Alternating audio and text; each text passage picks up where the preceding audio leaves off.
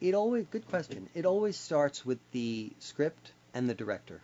Each director may have their own slightly different vision of what a script will be. So the process is always the same. Whenever someone attempts to hire me, the first thing I say is, may I look at the script? I never say, yes, let's do it. Uh, there are certain directors I've worked with in certain creative teams where I say that because we have a long-standing relationship now.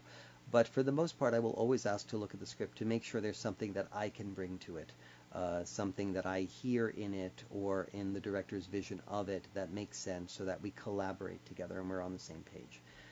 So the first step would be the script, and the next step would be to talk to the director about their vision of the script, how they see it, and what they would like.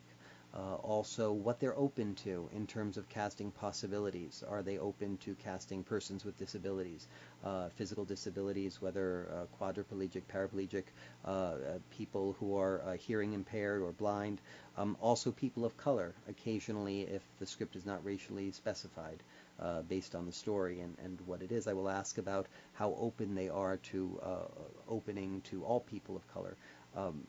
Also how they see it, how they see things age-wise, physical type-wise, how they see the emotional range of the characters.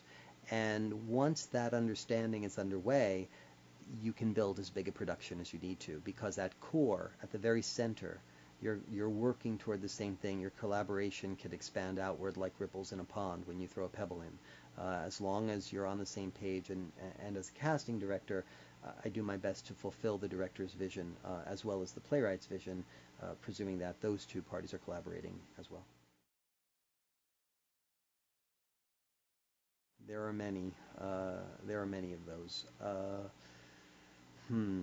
Uh, Homebody Cobble, which I did for Oscar Eustace at Trinity Rep, was probably 4 months after 9/11, and I needed to. Trinity Rep, of course, is a repertory company and conservatory, so they have most of their actors.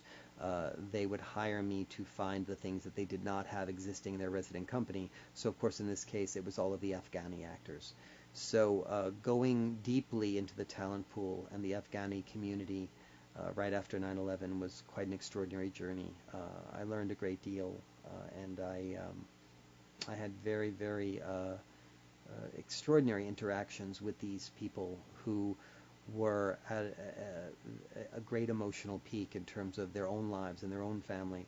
And Tony Kushner had come up with this extraordinary story and these beautiful words that tapped into the truth of that community and into the beauty of that voice.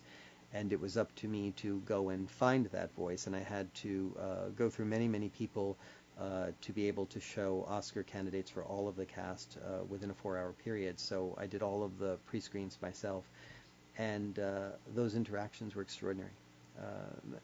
That's one example.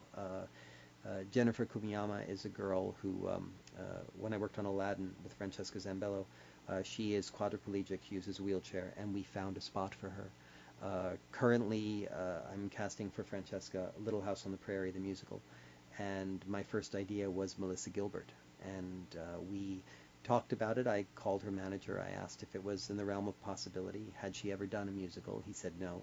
So it was a collaborative process with myself and Francesca to figure out how to make this work. And the project was in early development stages, enough so that we could make casting a part of the development of the project. And so now it'll open next month with Melissa Gilbert as Ma, which is sort of ideal kind of casting for the audience, for the story, for the piece, and she's just terrific in it. So it's kind of a joy.